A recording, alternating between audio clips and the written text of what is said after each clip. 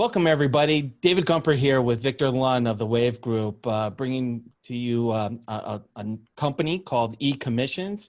And we have some interesting stories from Sean Whaling, who's the founder and CEO of eCommissions. So, hi, Sean. How you doing? I'm doing well. Thank you very much, David. Thank you. Thank you. Great to see you. Now, you're calling in from Austin, right? Yes, Austin, Texas.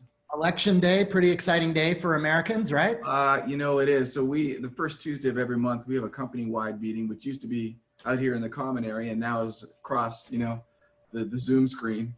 But I was encouraging everybody today, if they hadn't already done it, to get out and vote, just go and take your time and go and vote and how important it is. The majority of our folks have already voted, which is There's record numbers here in Texas anyway, and I know it's around the country, but yeah, lots of excitement today. Big day. Well, we appreciate that. It's great to have you in. So let's just get started by learning a little bit about eCommission and a little bit about you. Can you just tell us what the company is, what it does? We know you're based in Austin, but like how long have you been operating? Just give us kind of a little backgrounder for people that aren't familiar with it. Okay. eCommission is what we are is a commercial factoring company.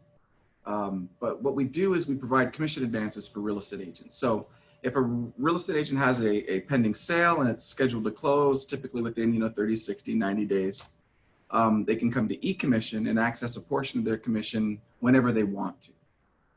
So that's the basis of what eCommission does. We're a cash flow solution for agents to help them sustain some consistent income, oftentimes because earning commissions can be quite infrequent and fluctuate, and for a lot of agents it's like living on a roller coaster ride. So we're here just to help in those occasional months where expenses exceed cash flow.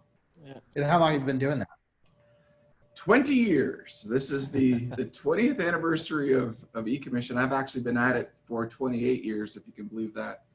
The business was originally started in Canada in the early 90s with my family, me, my dad, my brother, my mom, and my parents' dining room. And that's the origin of the business. But eCommission in Austin, Texas, we've been down here for 20 years. Wow. Just kind of go through, what was the impetus of you starting eCommission all those years ago? Because at that time, it wasn't, I don't think it was as big of a concern for agents and how they're, how they could get paid over time once a deal has gone through. So what brought you to think of we got to really start a company here? Yeah, it was not me. The story of this business is the story of my father. My father was a real estate agent, had been for many, many years up in Canada. Lived that whole feast and famine life and lifestyle for many years. He sold a lot of homes, then he'd have occasional dry patches. And back in the early days, I'm saying late 80s, early 90s, when the business started, there's always been a need for cash flow in this business. That really has not changed, but how it used to work most often is agents would go to their broker if they had a situation where they had a pending sale and they needed some money, and the broker would say, okay, or I don't want to do this, but I will. I don't want to really get involved, but they'd front some cash to the agent and their agent to keep them happy and keep them there and productive and working. And my dad saw this many, many years ago, and the company worked for a RE/MAX office up in Sudbury, Ontario, Canada. And he would see this and he said, there should be a company that offers brokers an option as an independent third party to keep the agent happy, to keep the cash flow when they need it, but to not have to draw on their own cash resources or lines of credit to be able to provide the service. So it was his idea to start a commission advance company. That original company was called Agents Equity. It still exists to this day. My family has sold the business many, many years ago, but that company itself still exists to this day. And so, before that company started, there had never been another company that was in existence that provided this service to real estate agents. Like I say, it had just been agents going to brokers sort of independently and randomly asking for that type of help. Well, that's kind of how, I learned of you, some of our brokerage clients and big brokers too, these are firms with, I think the first company that we talked to, where we were talking to you guys, they had 500 agents. They had a lot of loans. The partners were not super happy about it. It was a lot of their balance sheet was in the mix, and it prevented them from doing a lot of things. And we got them hooked up with you, and you took all of that over.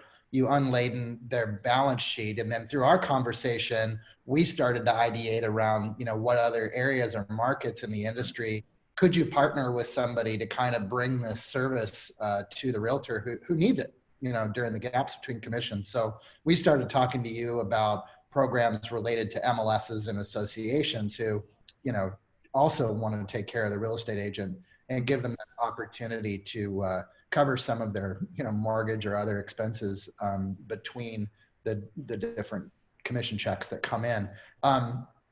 Tell us, like, what, you know, what the typical customer is. Like who are the agents that are using the service? It's not just people that don't have money, right? That's you know, that's a fair question, Victor, because when you are sort of from the outside perspective looking in at eCommission or the service of commission advance, there is a misperception that the agent that uses this service is just one that needs money, that doesn't sell many homes, that is, you know, just can't wait and needs cash.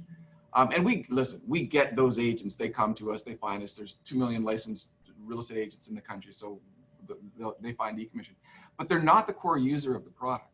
The core user of eCommission is an agent that's been in real estate on average for 9 years, and they sell 16 plus homes on average per year and have a GCI of over $100,000. So these are agents truly that are running their own business.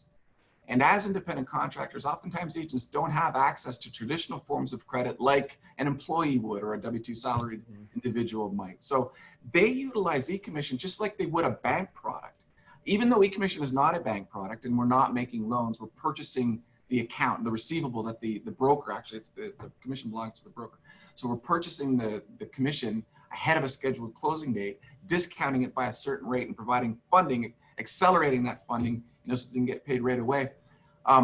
Agents still want to equate what we do to things that they are most familiar with. And that's like a line of credit. So you're like a bank. So using your services is equivalent to drawing on a line and accessing that money whenever I need to make sure that my business has consistent cash flow. And in that correlation, it is similar. And that is why, you know, the higher producing agents are always the ones year in and year out that use eCommission most often. So the mechanics are the same. It looks a lot like a car, but it's not a car. Yeah, it looks like a car, but it's not a car. Exactly right. That's right. Don't charge interest. But that also gives you and your agent customers freedom and flexibility to handle situations a little differently. So what happens if I'm an agent and my deal falls through? I mean, you know, I know in the broker situation, it gets pretty crazy when those things happen, but you guys handle some of those challenges a little differently. Can you talk a little bit about that? Yeah, I can. You know, the number one reason why brokers call here and want us to take over the scenario that you described, where they've started to advance some commissions to their agents and things happen. Occasionally sales will fall through, or the agent will leave the company, or things of that nature, where the broker's left there going, okay, now what do I do, right? And the relationship in those moments between the broker and the agent changes. You know, it changes. It becomes less of broker and agent and more of debtor and creditor. And that's not a good dynamic, right? Mm-hmm. So we get referrals from brokers all the time saying, take over this responsibility, keep my agents happy, make sure that you make me look good in the process, keep me informed. So we never advance commissions without the broker's knowledge. We always have the broker approve each advance request that we make. So they're always in the loop. The commission belongs to them. They're authorizing it. But occasionally sales will fall through. And in our experience, 10% of the deals that we buy will not close as scheduled. So 90% close and repay as agreed. 10% of them will fall apart. In those situations where a sale falls through, it's the agent's responsibility to replace the commission with a future commission that they make. So they never pay it back personally. It's not a loan. There's no personal recourse to them. We don't say, pull out your credit card or write us a personal check. We wait. We wait for the agent to close another sale. And when they do, and they've earned another commission, they'll substitute the one that canceled using the future one that they make. That's pretty cool. Yeah, that is really cool. I mean, because that's still cash outlay at the end of the day, that you're putting out there and waiting for that next commission check that next deal to come to fruition, right? From the agent. That's right. And we So work with the agents in those situations too, because if it was a $5,000 transaction, for example, that fell through, and the agent's next commission, they were making $5,000 or $6,000, and that happened to be 30 days later, we hear it all of the time where it's like, I can't replace all of this. yeah. So can I replace half? Can I replace a third? Can I do something? And we always do that. I mean, that's how you stay in business for 20 years. You know, you form these good relationships with lots of customers, you work with them and you figure it out, right? Yeah. And again, that's what we do. So one of the things, I mean, that's probably one of the first questions brokerages ask you, right? Is, well, what happens when a deal falls through like that? What are some of the other questions that brokers or MLSs that you partner with ask you constantly, that are common themes that you see that we could answer right now for our audience? Yeah. The liability question, David, is the number one question that they have. Yeah. So when they hear about eCommission and what we do, they love the idea of keeping their agents productive and in cash flow and happy. But if for whatever reason a transaction were to cancel, they just do not want to have any liability or responsibility to pay it back. And they have none. So brokers, MLSs, they can offer this with confidence, knowing that if anything does happen post-transaction, it's eCommission working with the agent to get a future commission in here to replace it. If that agent never earns another sale, we write the account off. Yeah. That's the end of it for us, because like I say, we're not making loans. So that's the first question they have, is one of liability. The second question, and this I'm talking mostly of, well, brokers do this too. They want to know if there's a revenue share opportunity for them. So if we figure out a way to integrate eCommission into either their back office, or for example, if it's an MLS and they're on Clarity or their dashboard, or have an opportunity for a tile integration for eCommission, and they promote us to their members, or in a broker's case to their agents, is there an opportunity in exchange for that type of arrangement to earn a percentage of each of the transactions? And there is. I mean, we have all kinds of programs in that regard for brokers and MLSs.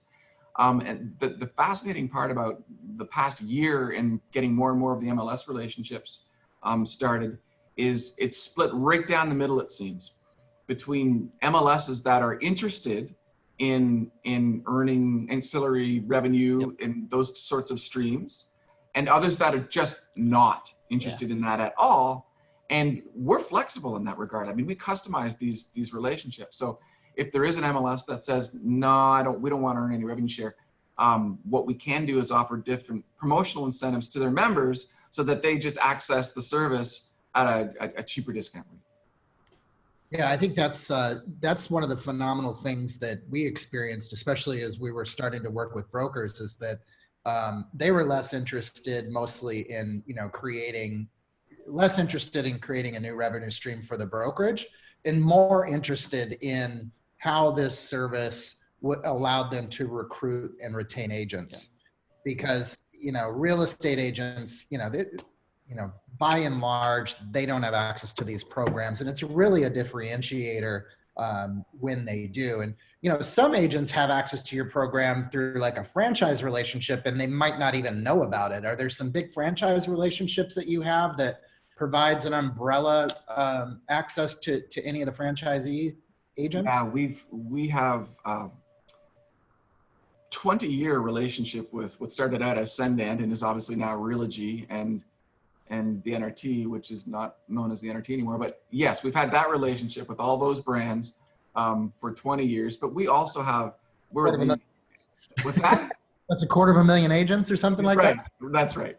But we also advance all the commissions for Remax, for Keller Williams, and Realty One Group, Next Home. I mean, we've got lots and lots of these major national brand relationships where we're integrated into their back end systems so that the agents, when they're utilizing those data points, can see eCommission and click a button and know that, well, on this pending sale, I can click here and the data comes over and it's easy and it's seamless and it's simple and I can get paid. And we're pretty good at this thing. I mean, over the years, we've figured out how to underwrite this quickly and safely and get the agents their money funded typically within an hour from the time that they request it. So that's what keeps them coming back to us. Yeah. An hour. An 1 hour. An hour. We fund in an hour. Oh, wow. That's right.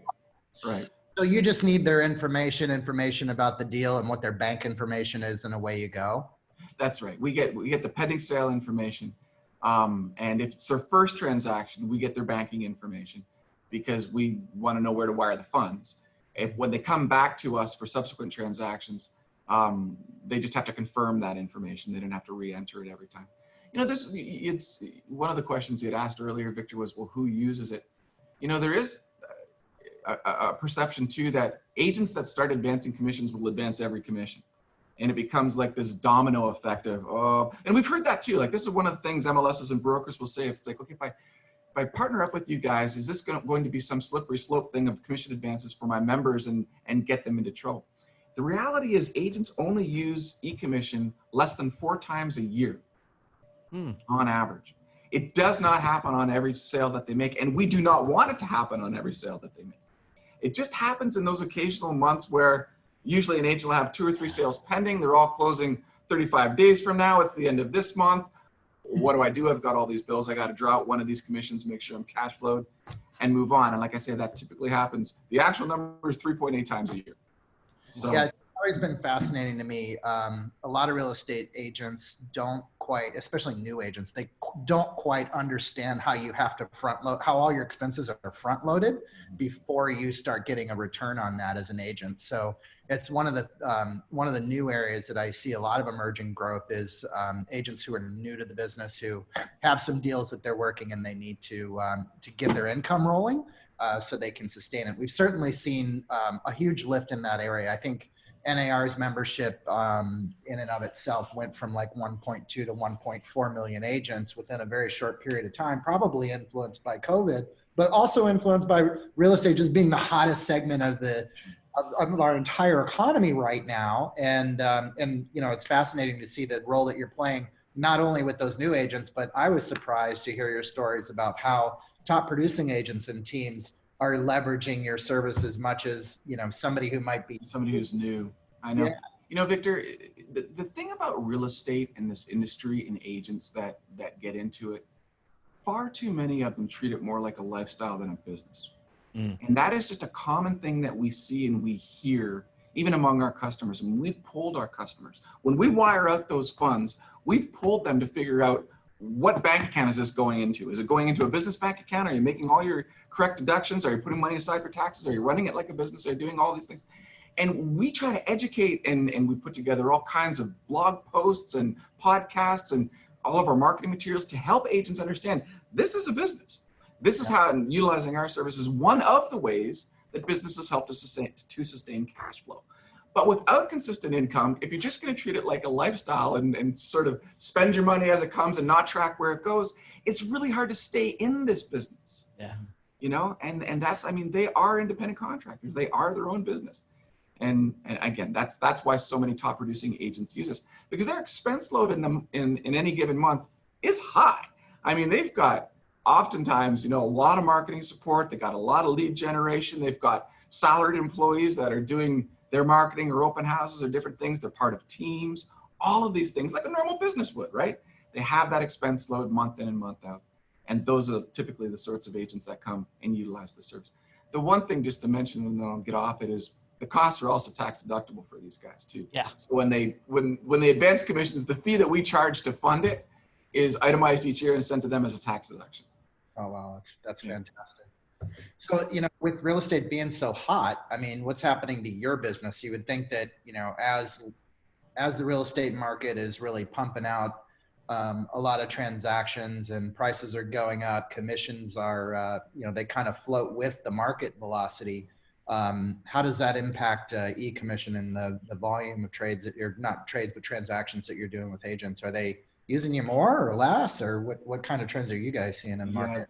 This year's been a ride, So for everybody, it's been a ride for everybody, right? It's pretty remarkable, So in March, when all this stuff started going down, we saw a lot of agents coming to us to really fortify the balance sheet, if you know what I mean. They basically fortifying cash reserves, taking their pending sales. Everybody's uncertain about what's about to happen. I'm talking mid-March timeframe, right? So we advanced a lot of commissions in that timeframe. And then with the various state shutdowns that went down, business slowed down. I mean, it slowed down. There just weren't any transactions out there, right? So we're figuring that part of it out too and making sure, okay, of the sales that we advanced, are they closing? Are we able to collect out on the portfolio? Really remarkable during that time to see how so many different entities within this industry had to come together, like with digital signing, with closings at drive-through windows, and for the most part, everybody really made it work. Like it was impressive. You know, I talked to these agents, we'd have so many stories about, yeah, this happened for the first time ever, and we got the deal closed and all that stuff. So middle part of the year, business started to slow down. And then as the bans were lifted and sales volume started to return, of course, the market started to go crazy. Yeah. Right? And it still is. I mean, the market is extremely hot. The way our business reacts to it is, as there are more agents earning commissions, there are more opportunities to advance commissions. So there is just a volume related opportunity there for eCommission. So we are seeing demand return with the last few months as the market has started to come, just by sheer volume of home sales that are happening out there. Our level of funding activity has not returned to what it was pre-pandemic levels. Part of the reason for that, frankly, is agents have fewer places to spend. I mean, they're being a lot more cautious with the commissions that they are making and where they're spending it, the marketing areas that they are utilizing, because of, let's face it, just a lot of uncertainty going on right now, right? So they're capitalizing on the closings and sort of hanging on to it. We have a new president, or we'll have the same president. All of that, Victor, all of that, yeah. Right?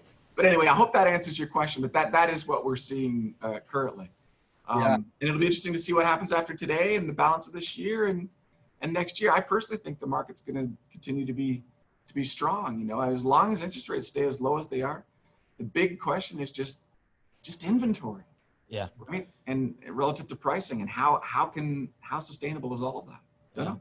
Well, let's talk a little bit about the future and the changes that are happening in the industry. I mean, I think we are seeing the paradigm of how we are doing business and who is getting into the business is shifting at this point, right? Changing. And so what are your thoughts? Do you have thoughts on what does it mean to the role of the agent?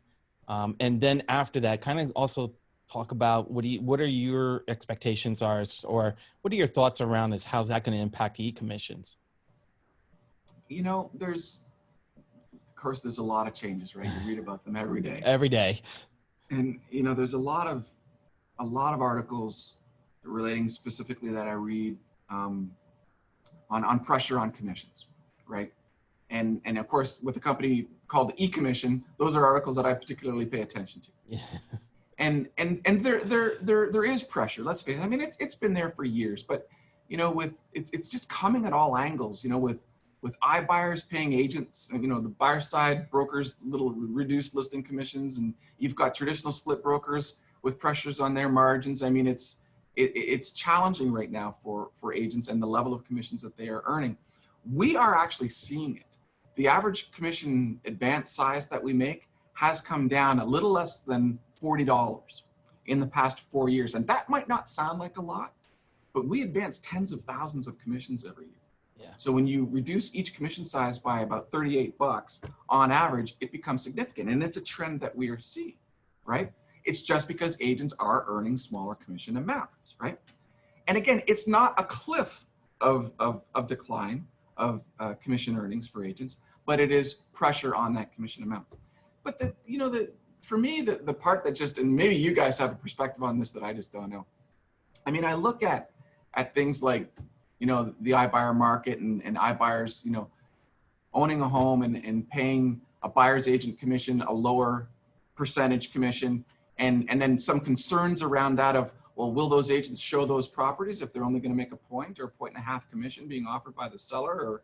And the code of ethics takes care of that. The agents will show it. And let's face it, in a market like this, agents are going to show every, you know, buyer that they have every home to try to get them into the best possible home that's there. But my sort of uncertainty in all of it is, all of these things have happened while the market has always been good, while the market has always been growing and hot. Yep. You know, where this pressure on commissions can come because these houses are selling quickly, and the work that the agents do and the effort putting into it and everything else, and again, interest rates are low. There's sort of questionable justification or rationalization behind, well, are the agents worth this much to be paid? You know, what happens when the market slows down? What happens when there is more inventory? What happens? What happened in 2006, for example? I'll give you a good story. 2006, we used to do all of these builder advance programs. So builders had just a flood of inventory out there, right? Leading into 2008. And they needed agents to come and show and sell their properties. And sometimes, same concerns that you hear now, some agents don't like to sell new construction because it takes too long to get paid, right? So eCommission, come and help us out. Let's figure out a program where we can incentivize agents to help get the cash flow going, pay a portion of the commission when we get contracts signed, all those sorts of things. Then 2008 happened, and guess what? All those programs went away. Yep. Right? So anyway, my point is, I know I'm sort of talking in circles a little bit here now, but yes, there is pressure on commissions. Yes, it's almost because there can be, given the market and conditions that are happening right now. I just don't know what that translates to as, this is a cyclical industry. I mean, it's gone this way for the longest time. Yeah. It will change eventually, and then what happens? I don't know. I'd love your perspective on it too. I don't know.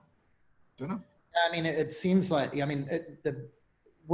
we're embarking into a brand new territory in 2021. The two largest portals that have been, going direct to consumer to engage them around real estate listing information have pivoted their business model. And, we kind of saw them go from an advertising model that targeted brokers to an advertising model that targeted agents. And now we see what you might call an advertising model that's targeting commissions. And I say that because, with everything that's happening at Realtor.com and Zillow Group, they're getting into the referral marketing business. So that, they're less interested about getting a check for you as you buy advertising, and they're more interested about hiring you to work for their customers, where you get, 2/3 of the commission and they retain 1/3, which is a completely different business model for portals. And I just really don't understand how it's going to shake out with agents.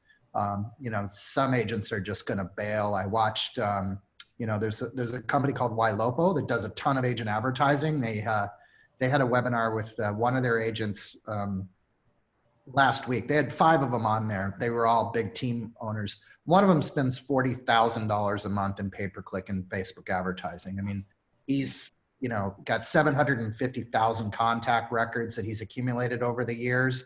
And he is, focused on customer retention with remarketing strategies, focused on new customer adoption and pulling in new customers and new leads, and then a huge focus on working the funnel. So he's got sort of these 3 quadrants, but he's just throwing a ridiculous amount of money into that program.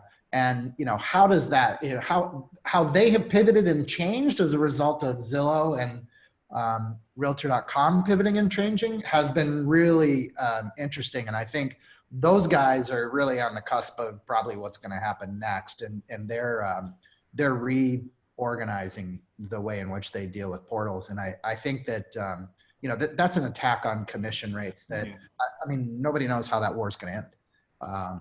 No, you don't. And there's a lot to consider, and I think that luckily for eCommission and what we do, money just generally never goes out of style. So we always figure out a way when the market changes. I mean, 20 years we've been doing this. We've seen so many things change. We've pivoted on things so many different times, ultimately because at the foundation, at the root of what we do is we give agents money. So figuring out how to most effectively provide this service to help agents and brokers and MLSs and partners in our relationships get agents the money that they need to keep selling, keep going, keep moving, we generally will figure out. So while I don't have all the answers to any of this, and I don't know what's going to happen, I've got, I hope I don't sound super arrogant here, but I've got confidence that we'll figure it out, and just keep riding right along with it. Oh, that's One thing that's kind of really impresses me, Sean, about eCommissions is that the longevity of the company, as you mentioned, over 20 years in business. It seems that you've been very innovative in building various programs depending on what's happening in the market and so forth. Can you tell us anything about what is in the future of e-commerce, eCommissions? Do you have something in the fire pan that you'd like to let everybody know? We've got a few things. One thing in particular that we're really excited about is called Access. And I'll explain it this way. For years and years, we have known that agents have come to us to get money to go out to various vendor relationships, like a lawn sign company, like their CRM, like their software company, like their accounting company. They get money from us and they go buy products and services and subscriptions somewhere else. And so what we've launched just here recently is a service called Access, where it's a form of embedded finance, where we take our technology and put it into the back-end checkout system of a third-party vendor partner relationship. So as an agent is on a site buying advertising, for example, and they're on the checkout screen and their order is $450 worth of ads that they're purchasing, instead of pulling out their credit card and paying for it, they can click the Access button and pay for it using a future commission. So it is truly the industry's first buy now, pay at closing solution, you know, and we've just created this. But I mean, we talk to our customers all the time and it's just hard, and you got balances on credit cards and things. I mean, agents would love to just pay for stuff when they close the sale, right? Yeah.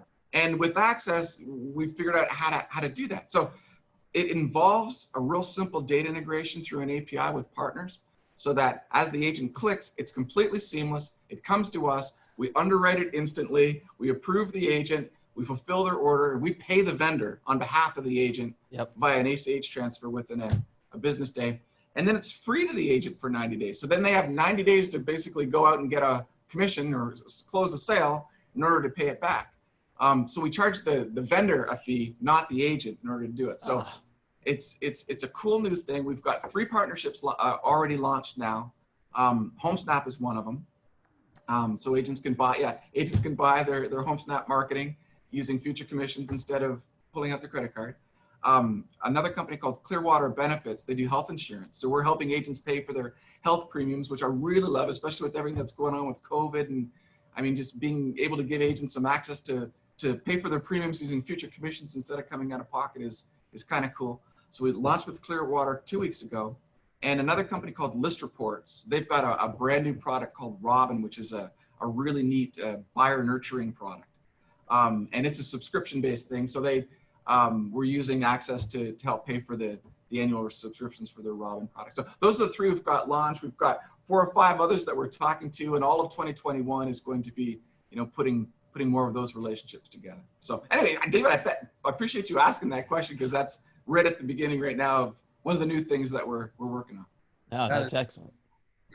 All right. So listen, if you're a real estate agent, a real estate team, you can go directly to eCommission.com, get all the information about the product. If you're a brokerage or an MLS, who do they reach out to? Do they go to the website, or do they reach out to you? I think, or somebody on your team. Yeah, Dawn Willey is heads up all of our business development. She puts together the integration partnerships, the partnerships with the MLSs, and she's unbelievable. And if you contact Dawn, I guarantee she will call you back immediately.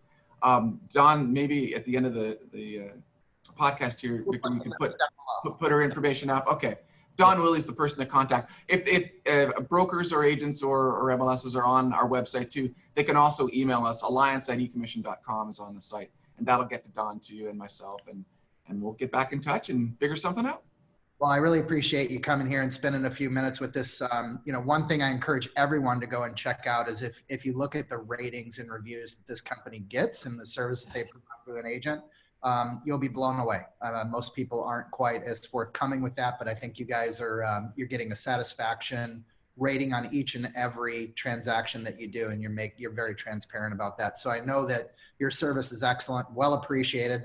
You wouldn't have been around for 20 years if you didn't do a great job. You wouldn't have such a great profile of customers over that period of time supporting you. So thanks again for having. My pleasure, Victor. Thank you so much. I appreciate that. And yeah, it's been fun. Thanks, guys. All right. Well, we'll talk in a few months and see what happens post-election and how things are going.